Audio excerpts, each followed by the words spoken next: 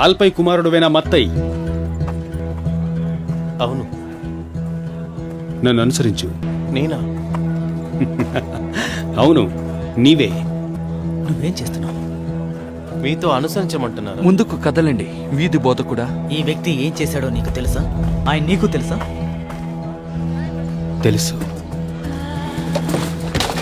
వినండి, నేను చెప్తున్నాను.